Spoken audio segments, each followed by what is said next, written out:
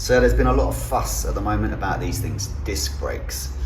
The old debate rages on, and Froome has piled in and said that he's not super keen.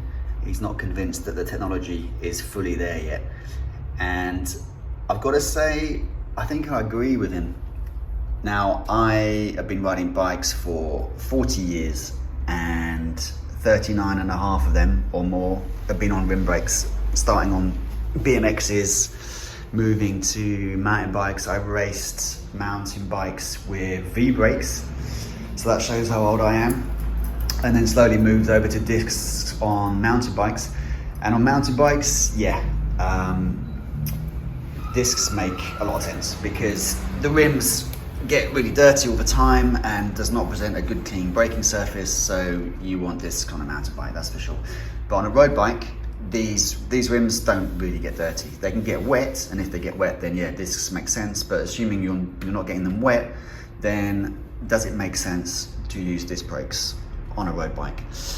Well, the jury's definitely out on that one. I've had quite a few problems with these brakes already in just the month that I've had this bike.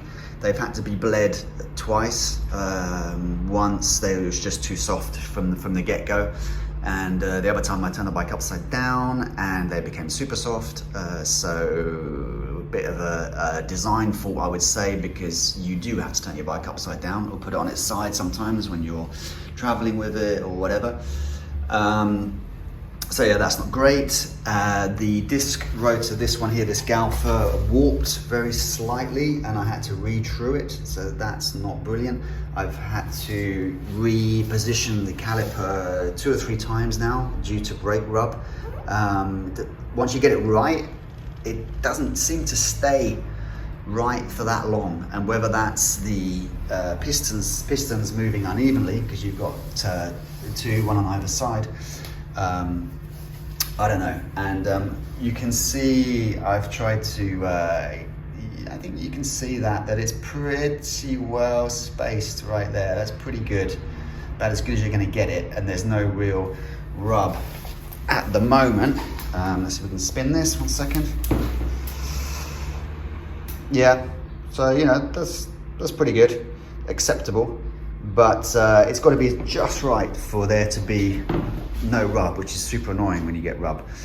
The problem is with disc brakes is that you're using a hydraulic system which is using the lever effect to increase power at the caliper. So basically you have a larger movement here at the lever, which results in a smaller movement down here at the caliper and accentuates the force by the multiple of the lever length. So that's how you get the extra power with hydraulics that you don't get with a cable brake. But the thing is, you're relying on a large movement here for a small movement down here. So the movement down here has to be very small, which means that the pads have to be very close to the disc, hence all the problems with rubbing. So that's kind of a tricky one to design away, really. There is a spring in here which pushes the pads back away from the disc once you've braked. The strength of that spring is obviously critical.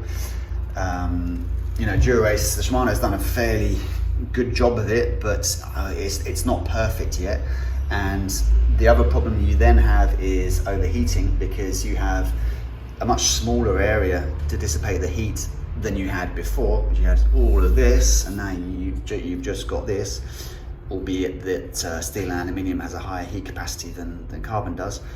But when you have heat like that, you can either boil the fluid, which results in spongy lever, or you can distort and warp the disc. So again, an issue, and it should really only be a problem when you're doing long alpine descents on hot days, but there have been reports of overheating issues.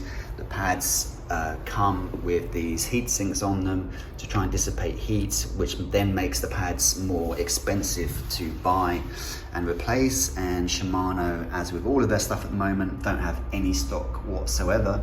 So I think there's going to be issues where people are forced to stop riding their bikes because they literally cannot buy brake pads for them.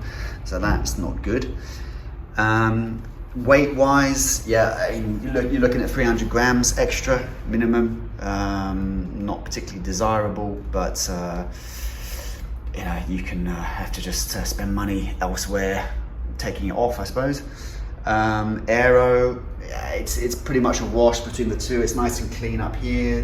The cable, the hoses are hidden, which is nice. The front one's fairly well tucked away. Back one, quite a lump of stuff hitting the air here, whereas the windbreak was kind of quite nicely hidden away back here in the old days. So yeah, I don't think there's anything much to say about the aero side of things. But yeah, you know, I think there's definitely a place for windbreak road bikes, and I don't like the way that everything is being pushed towards disc with no choice. So, and choice is always a good thing for us, the riders. So yeah, I mean, I just hope that we can still buy windbreak bikes. I'm going to keep my SL6 S-Works for the moment, which is windbreak, because I think it will hold its value, to be honest. And yeah, I'll report back as I carry on braking with this thing.